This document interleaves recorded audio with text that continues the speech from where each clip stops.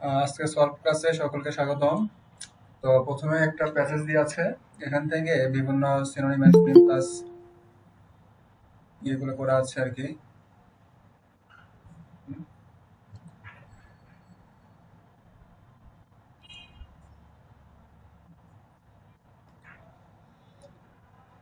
আসসালামু আলাইকুম স্যার। ওয়ালাইকুম আসসালাম।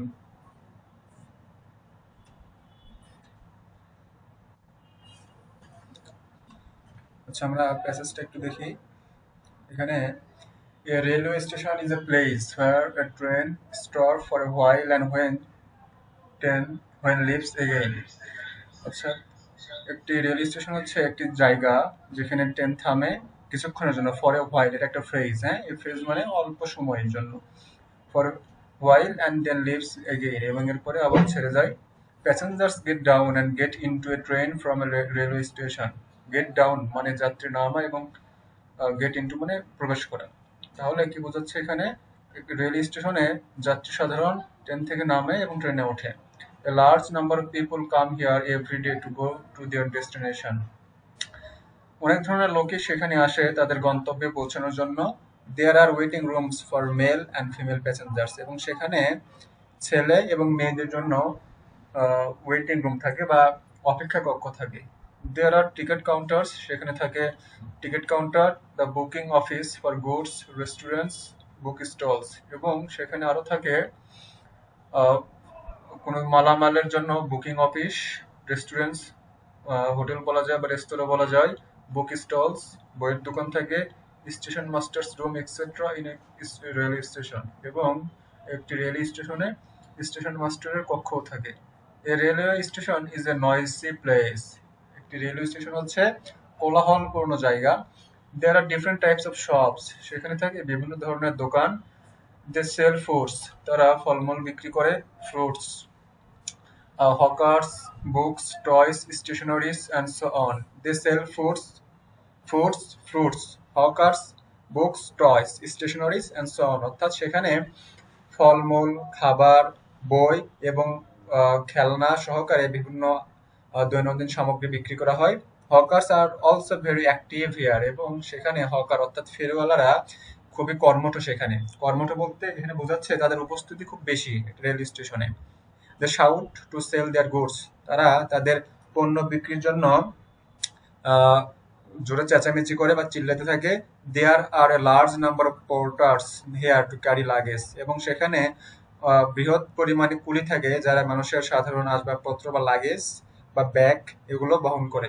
Sometimes passengers become victim of pick pockets and harassment of the porters. কি বলতেছে? সামটাইমস মাঝে মধ্যে, passengers become victim of pick pockets, লোকজন মাঝে মধ্যেই তাদের কি বলে পিক পকেটস অর্থাৎ পকেট মারদের দ্বারা হামলার শিকার হয়, and harassment of the porters, এবং কুলিদের দ্বারা তারা হচ্ছে হামলা বা কি বলে হ্যারাসমেন্ট, এখানে এরকম মিনিং করা যায় যে তাদের অত্যাচারের শিকার হয় আর কি। When a train arrives, যখন একটি ট্রেন পৌঁছায়, the station becomes busier, স্টেশনটি অনেক কর্মব্যস্ত হয়ে পড়ে।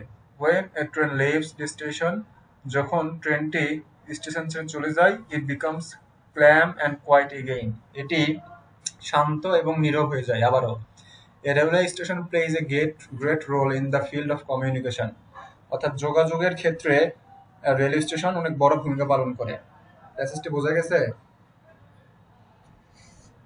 জি স্যার। আচ্ছা, এর পরবর্তীতে write the synonym antonym of the following words as directed. এখানে যেভাবে দিয়েছে সেভাবে আমরা কাজ করব। প্রথমে দিয়েছে হোয়াইল, এটা সিনোনিম লিখতে হবে। হোয়াইল মানে কিছুক্ষণ, হ্যাঁ, এবং এটা পার্টস অফ স্পিচের ক্ষেত্রে ধরতে গেলে এক ধরনের কনজাংশন প্লাস প্রিপোজিশন দুই হিসেবে ব্যবহৃত হয়। তো হোয়াইল এটার হচ্ছে সিনোনিম হবে তাহলে হোয়েন দেওয়া যায়? ডিউরিং। হ্যাঁ, হোয়াইলের সিনোনিম হোয়েন দেওয়া যায়?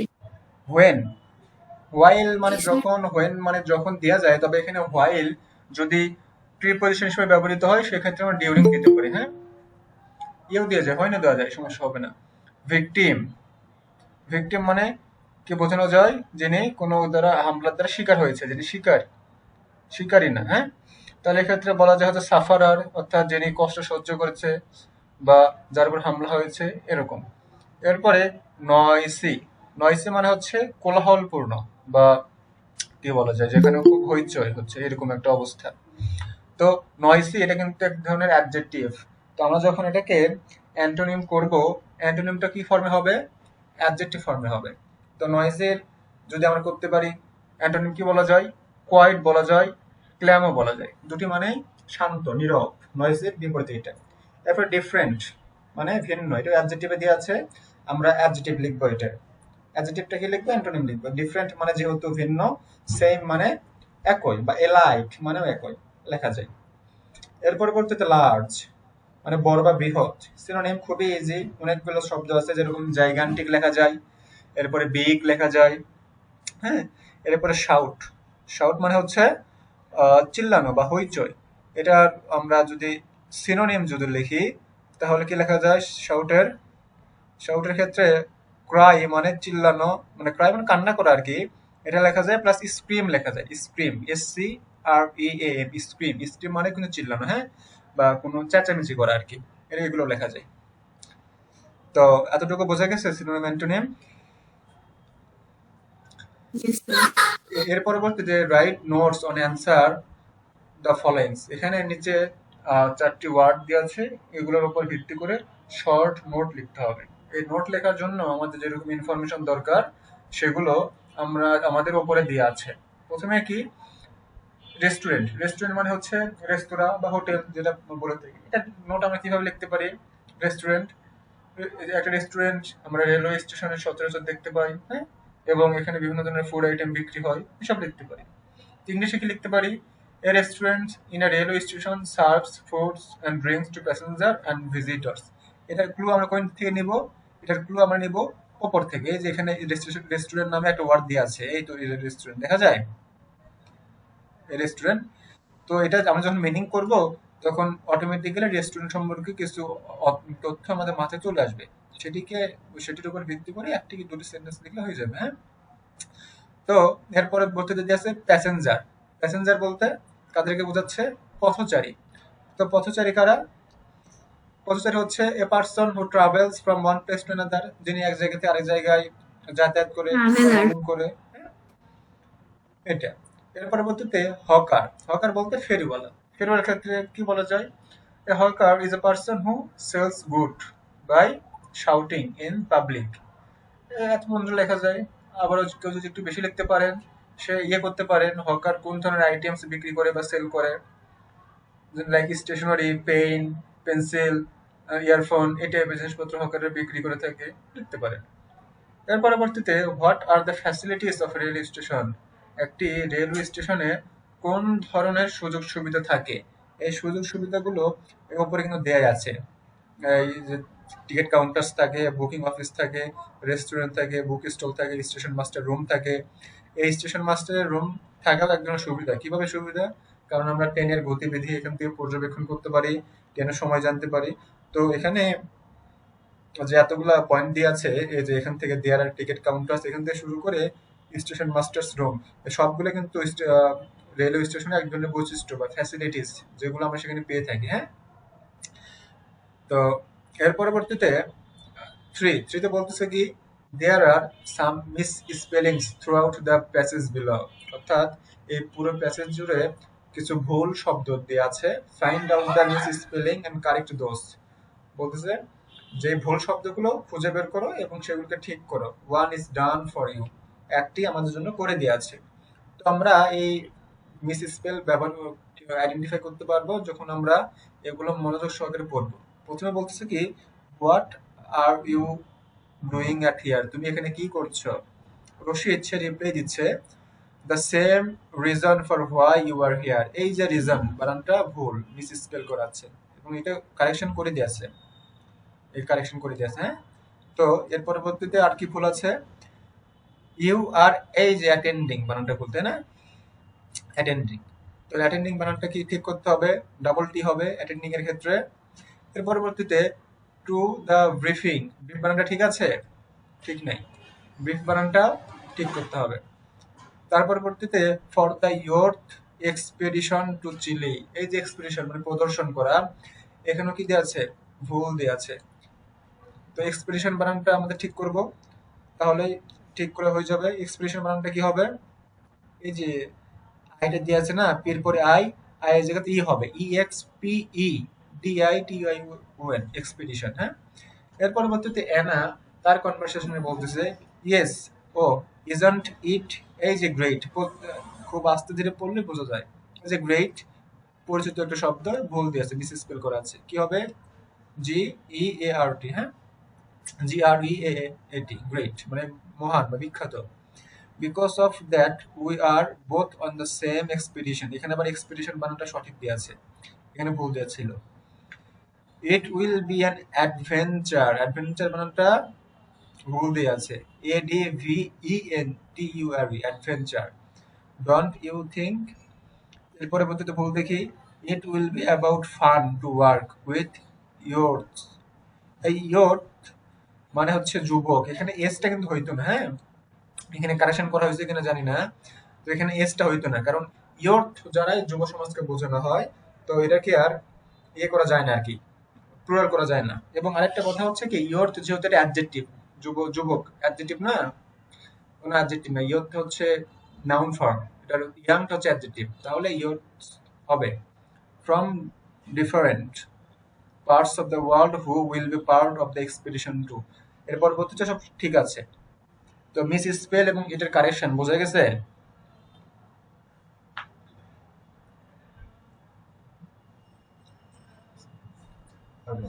এর পরবর্তীতে match the words in column A with the words from column B as the example given, অর্থাৎ কলাম এ এবং কলাম বি এই দুটার ওয়ার্ড দুপাশে দেওয়া আছে, এগুলো আমাকে ম্যাচ করব। প্রথম বলছে অ্যানথোলজি, অ্যানথোলজি বলতে বোঝাচ্ছে সংগ্রহ বা স্থাবক, অর্থাৎ একত্রে অনেক কিছু আর কি। হ্যাঁ, তো এটার সাথে কি হবে, অ্যানথোলজি অফ পোয়েমস, কবিতা সংগ্রহ। এর পরবর্তীতে অ্যানথোলজি অফ আর্কিটেক্ট, অর্থাৎ প্রকৌশলীদের একটা সমাবেশ বা সংগ্রহ। এর পরবর্তীতে আর্কিয়া আর্সিপিয়েলজ মানে বোঝাচ্ছে দ্বীপপুঞ্জ, যেখানে সেভারাল আইল্যান্ড থাকে আর কি, অনেকগুলো দ্বীপ একত্রে মিলে দ্বীপপুঞ্জ বলা হয়। তাহলে যেহেতু বললাম দ্বীপপুঞ্জ, তাহলে দ্বীপ রিলেটেড কোনো শব্দ আছে, এই তো আছে আইল্যান্ড, তাহলে এটার সাথে এটা যাবে। হ্যাঁ, এর পরবর্তীতে আর্গুমেন্ট, আর্গুমেন্ট বলে মানে বলা হয় হচ্ছে সমালোচনা অথবা বিতর্ক। তাহলে সমালোচনা বা বিতর্ক কার হয়, প্রোস মানে গদ্যের হয়, তাহলে গদ্যের ক্ষেত্রে হবে আর্গুমেন্ট। এর পরবর্তীতে আর্গুমেন্ট অফ, এখন বাকি থাকতেছে কি, উইজার্ড, উইজার্ড মানে হচ্ছে জাদুকর, জাদুকরের সাথে তো তর্ক বা বিতর্ক নর্মালি হয় না, তাহলে এখানে কারেকশন দরকার হবে। প্রশ্নে কারেকশন হয়তো দিয়েছিল মনে হয়, এখানে কারেকশন হচ্ছে স্কুল, স্কুল অফ উইজার্ডস, পুরোটা মিলে হচ্ছে একটি কালেকটিভ নাউন, স্কুল অফ উইজার্ডস, অর্থাৎ জাদুকরদের একটি মিলন মেলা বা তাদের একটা সমাবেশ বোঝাচ্ছে। এখানে স্কুল মানে স্কুল না, যেরকম কালেকটিভ নাউন পড়ছে না, স্কুল অফ ফিশ, মাছের স্কুল না, মাছের একটা সমষ্টি, এরকম বোঝাচ্ছে। তো কালেকটিভ নাউনের ক্ষেত্রে এরকম কিছু ইয়ে থাকে আর কি। এর পরবর্তীতে finish each of the following sentence in such a way that it means exactly the same as printed before it, অর্থাৎ এখানে কিছু ওয়ার্ড ওয়ার্ড না কিছু সেন্টেন্স দিয়ে আছে এবং এগুলাকে পরিবর্তন করতে হবে, এমনভাবে পরিবর্তন করতে হবে যাতে এদের অর্থের পরিবর্তন না হয় কিন্তু বাক্যের গঠনগত পরিবর্তন হয়। একটি বাক্যকে দুই ভাবে পরিবর্তন করা যায়, কি কি ভাবে, বাক্যের অর্থগত ভাবে এবং বাক্যের গঠনগত ভাবে। সাপোজ বলতেছি কি, আই গো টু স্কুল, আমি স্কুলে যাই, এটা একটা বাক্যের একটা গঠন। হ্যাঁ, এখন যদি এটাকে আমি পরিবর্তন করি এইভাবে, I don't go to school, আমি স্কুলে যাই না, তাহলে কি হইলো, বাক্যের গঠনগত এবং অর্থগত দুই রকম পরিবর্তন হয়ে গেল। প্রথম বাক্যে বলতেছে আমি স্কুলে যাই, পরবর্তী বাক্যে বলতেছে আমি স্কুলে যাই না। কিন্তু আমাদের কি করতে হবে, বাক্যের গঠন পরিবর্তন করা যাবে কিন্তু অর্থ ঠিক রাখতে হবে। এটা আমরা কিভাবে করব, যখন এরকম একটি পজিটিভ সেন্টেন্স দেওয়া থাকে, এটা দেখে আমরা আইডিয়া করতে পারি এই সেন্টেন্সটি নেগেটিভে লিখলে সেটার কি হয়ে যাবে, অর্থের পরিবর্তন হয়ে যাবে। এখন নেগেটিভ লিখলে যেহেতু অর্থের পরিবর্তন হয়ে যাবে, আমাদের অর্থটা সেম রাখতে হবে। তাহলে নেগেটিভ একটা ওয়ার্ড নিয়ে আসার পরে আমরা অবশ্যই খুঁজবো হচ্ছে ইয়ে ভার অথবা অ্যাডজেক্টিভ, এগুলো খুঁজবো। এগুলো যদি বিপরীত কোনো কিছু লিখে দিতে পারি তাহলে সেটার অর্থ ঘুরে ফিরে সেম হবে। সাপোজ এখানে বলতেছে you must yield to your fate, অর্থাৎ তোমার অবশ্যই তোমার ভাগ্যের কাছে সমর্পণ করতে হবে, বা তোমার ভাগ্য অবশ্যই তোমাকে মেনে নিতে হবে। তাহলে এখানে আমাদের ক্লু দিয়ে রাখছে ইউ বাকি সাবজেক্ট এবং ক্যান মডাল ভার্ব। তাহলে এই অনুযায়ী আমরা সাজাবো। তাহলে ইউ ক্যান, যেহেতু এটাকে আমরা পরিবর্তন করব সেজন্য নট লিখলাম। হ্যাঁ, ইউ ক্যান নট, তুমি পারবে না। এখন ইউ ক্যান নট, তুমি কি পারবে না? You can not ignore, you can not escape, you can not resist. যে কোনো একটা ওয়ার্ড যদি আপনার মুখস্থ থাকে বা মনে থাকে তাহলে লিখলেই হবে। এগুলোর মিনিং তাহলে কি হচ্ছে?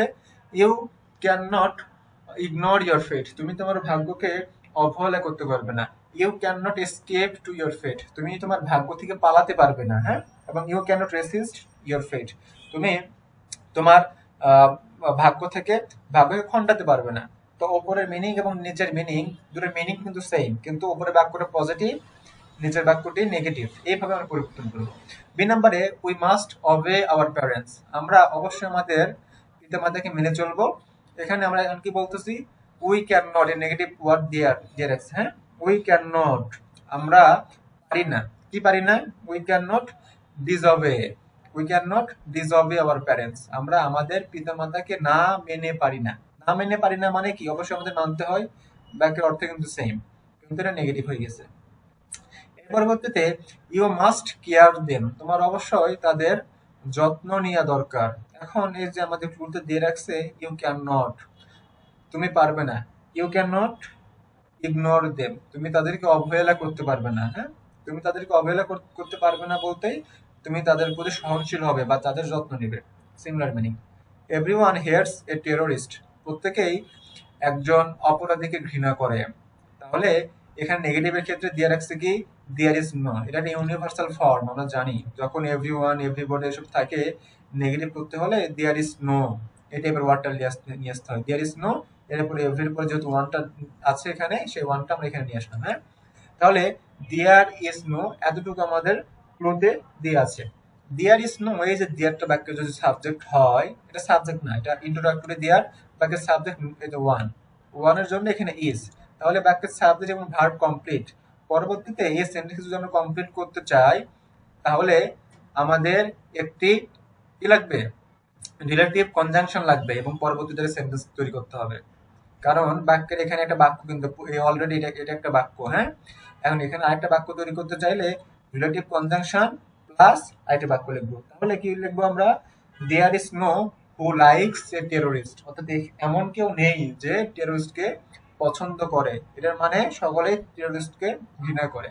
এই যে আমরা লিখি there is no who likes are terrorist, এই যে হুর যা লিখি, হুটা কেন লিখি? এই হুটা লিখি হচ্ছে এখানে একটা রিলেটিভ কনজাংশন দরকার হবে, বা এখানে আরেকটা সেন্টেন্স যেহেতু আমরা নিয়ে আসবো, তাহলে দুই সেন্টেন্সকে কানেক্ট করতে হলে আমাদের একটা কনজাংশন দরকার, সেজন্য হু নিয়ে আসি। তাহলে এই হু একই সাথে বাক্যের রিলেটিভ কনজাংশন প্লাস এটি একই সাথে বাক্যের সাবজেক্ট, দুটি পরবর্তী বাক্যের। এর পরবর্তীতে এভরিবডি ফিয়ার্স দ্য লায়ন, প্রত্যেকেই সিংহকে ভয় পায়। এটার ক্ষেত্রে same rules, there is no one who does not fear a lion, এমন কেউ নেই যে সিংহকে ভয় পায় না। এতটুকু হয়েছে? এতটুকু বোঝা গেছে। আমরা 6 নম্বরে যাই। Change the form of the word within the bracket, অর্থাৎ ব্র্যাকেটের মধ্যে যে শব্দগুলো দিয়ে আছে সেগুলোর আমরা রূপগত পরিবর্তন করব। প্রথমে বলতেছে মিন হোয়াইল, ইতিমধ্যে the dash grow trust for freedom needed to be ক্রেন্সড, অর্থাৎ ইতিমধ্যেই স্বাধীনতার জন্য যে প্রয়োজন, স্বাধীনতার জন্য যে তৃষ্ণা সেটিকে ঘোচানো হয়েছে, মিনিংটা এরকম। এখন কথা হচ্ছে যে দা, এই দাটা হচ্ছে আর্টিকেল। হ্যাঁ, আর্টিকেলের পরে এখানে গ্যাপ দিয়ে আছে। তো আর্টিকেলের পরে যে ওয়ার্ডটা বসে সাধারণত কোন ধরনের ওয়ার্ড বসে? আর্টিকেলের পরে সাধারণত আমরা নাউন নাউন বসে থাকে। এখন এই যে গ্রোটা দিয়ে আছে, গ্রো মানে হচ্ছে উৎপাদন হওয়া বা জন্মানো। গ্রোটা কি? গ্রোটা হচ্ছে ভার্ব, যেহেতু এটা ভার্ব, এটাকে ভার্ব ফর্মে লেখা যাবে না। এটাকে যদি আমরা নাউন করে দেই তাহলে কি হবে? গ্রোথ। এখন তার প্রবলেমটা কি হবে? এখানে যদি নাউন করে দেই গ্রোথ, তাহলে এখানে আছে কি? ট্রাস্ট। তাহলে এই যে গ্রোথ এবং ট্রাস্ট, এটার আগে যেহেতু এটাও একটা নাউন, তৃষ্ণা, এটাকে যদি আমরা নাউন দিয়ে দেই তাহলে ফরমেশনে মিলবে না। যেরকম she is a beautiful girl, এই যে গার্ল যেহেতু নাউন, বিউটিফুলটা কি? অ্যাডজেক্টিভ। কিন্তু আমি যদি এরকম লিখি শি ইজ গার্ল বিউটিফুল, তাহলে হবে? হবে না। সেজন্য আমরা কি করবো? এখানে গ্রোর সাথে আইএনজি করে দিব, তাহলে দ্য গ্রোয়িং থার্স্ট, অর্থাৎ তৃষ্ণা বাড়ছে এমন একটা বোঝাচ্ছে।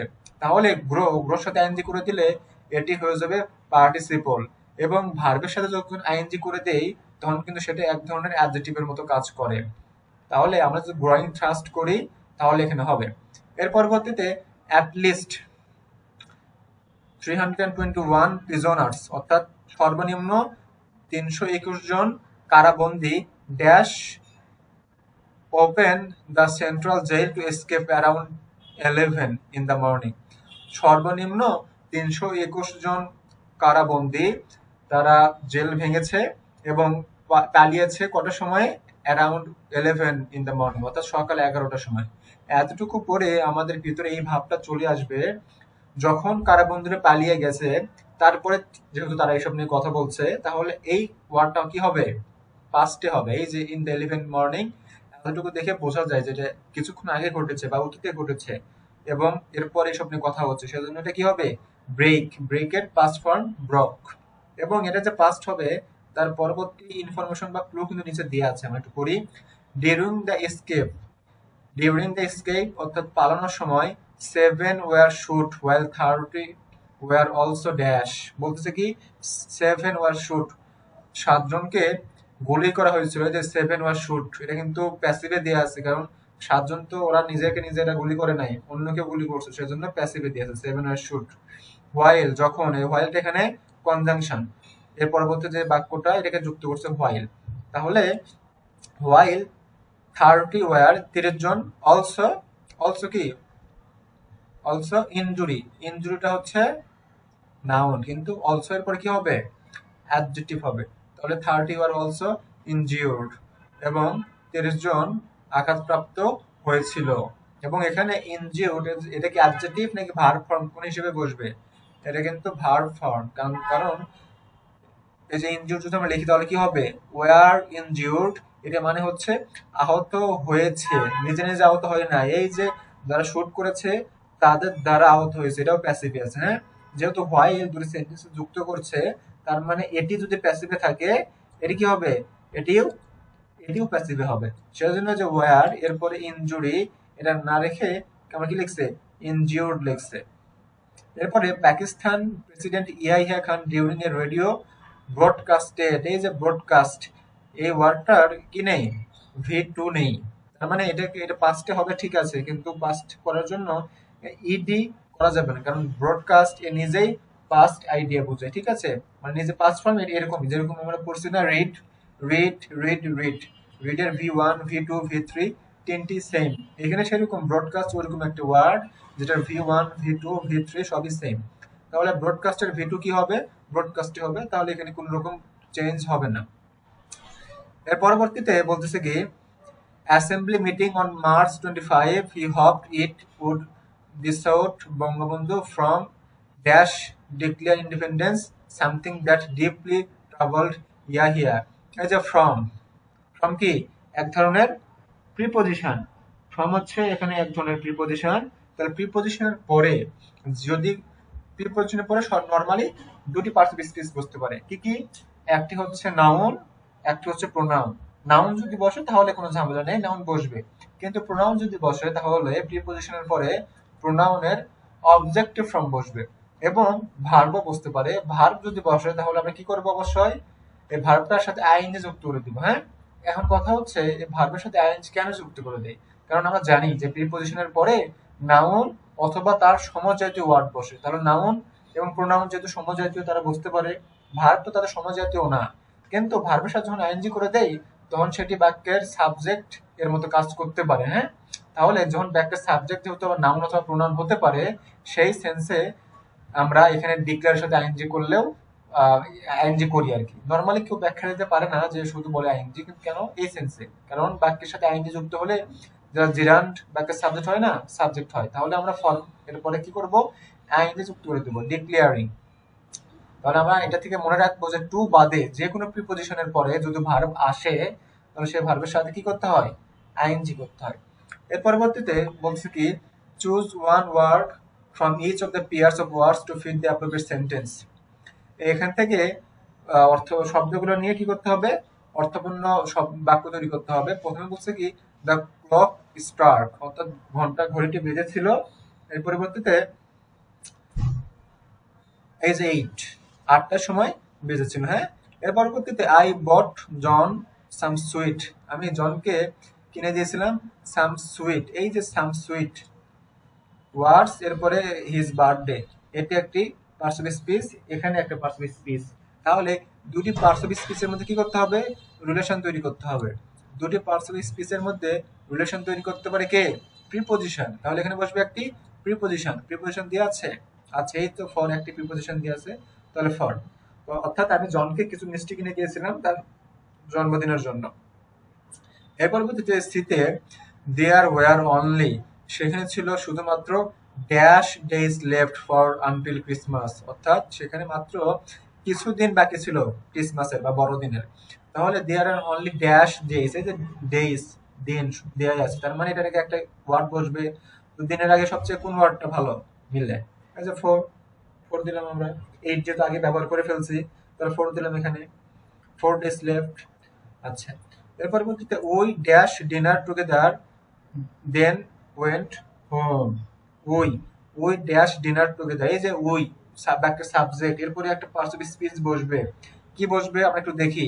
এই যে দেন ওয়েন্ট হোম, তারপরে বাসায় চলে গেলাম, এই পুরোটা মিলে একটা সেন্টেন্স। তার মানে এখানে সাবজেক্ট ভার্ব আছে।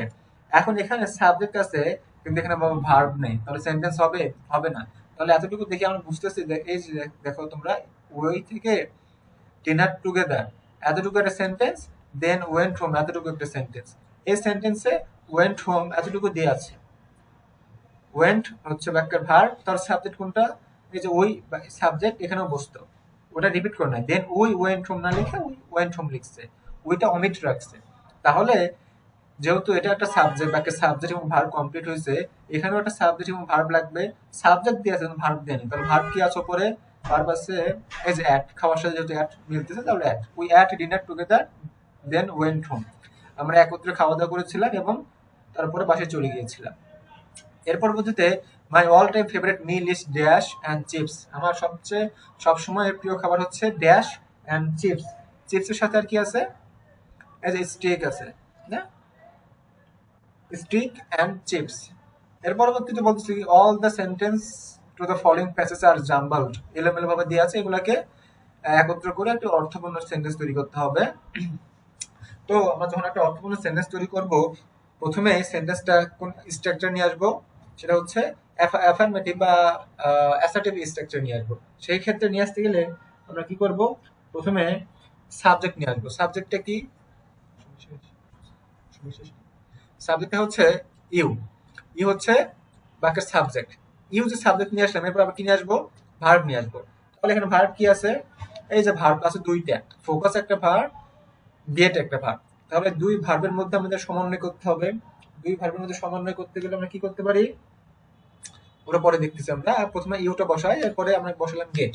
ইউ গেট, ইউ গেট, এরপরে কি বলা যায়? ইউ গেট এই যে more, you get more. You get more what? মোরের যেহেতু একটা অ্যাডজেক্টিভ, এরপরে বসবে noun. You get more time, তুমি অধিক সময় নিতে পারো। এই যে যখন বললাম তুমি অধিক সময় নিতে পারো, তার মানে বাক্যের অর্থপূর্ণ হচ্ছে না, আরেকটু দরকার হবে। তাহলে এই ক্ষেত্রে আরেকটু যুক্ত করতে লাগলে কি করতে হবে? একটি প্রিপোজিশন দরকার হবে। সেই প্রিপোজিশনটা কি? এই যে টু দিয়ে আছে, to. To focus on, to focus on individual works, অর্থাৎ তুমি সকলে নিজের কাজের ক্ষেত্রে আরেকটু বেশি সময় নিয়ে মনোযোগ দিতে পারো।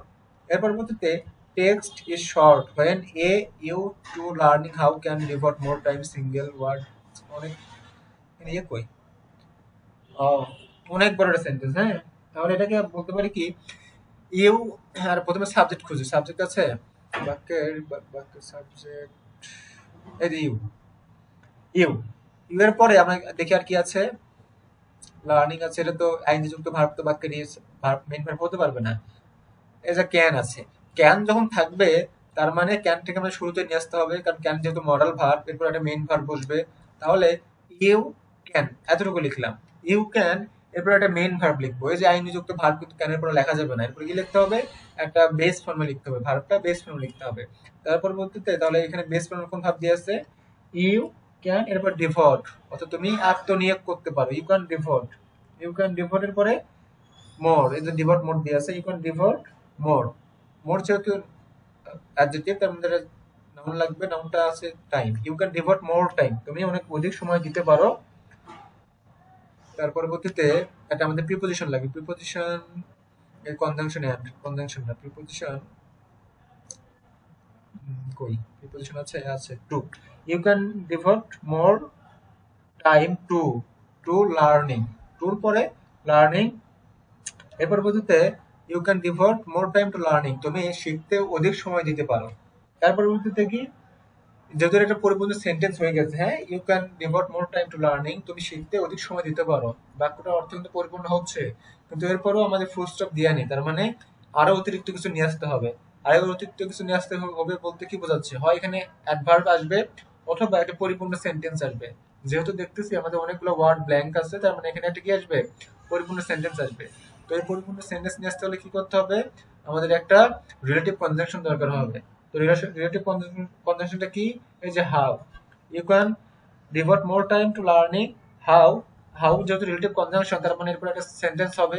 তো সেন্টেন্সের সাবজেক্টটা কি, সেই সেন্টেন্সের সাবজেক্ট হচ্ছে এভরি, এভরি সিঙ্গেল বা একটা সাবজেক্ট, এরপরে আমরা দিলাম কি ইয়ে দেবো, ভার্ব দেবো, এভরি সিঙ্গেল ওয়ার্ড, এরপরে is used and what importance it has in the piece। অনেক বড় একটা সেন্টেন্স, এখানে অ্যাসেম্বল করাটা আসলে অনেক টাফ।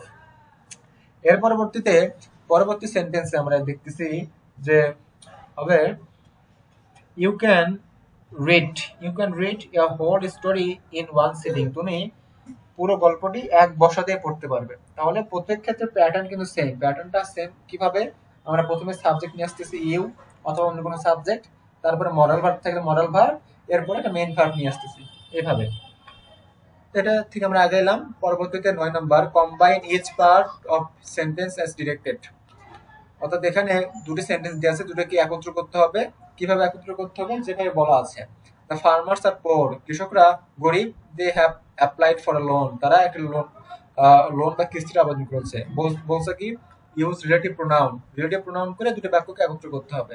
তাহলে রিলেটিভ প্রোনাউনকে একত্র করতে হলে আমাদের অর্থ বুঝতে হবে। যেহেতু কৃষকরা দরিদ্র, সেজন্য তারা লোনের ব্যবস্থা করেছে। এখানে যেহেতু সিমিলার থট বা একই ধরনের ইয়ে বোঝাচ্ছে, আইডিয়া বোঝাচ্ছে, এখানে আমরা সিন্স ব্যবহার করতে পারি।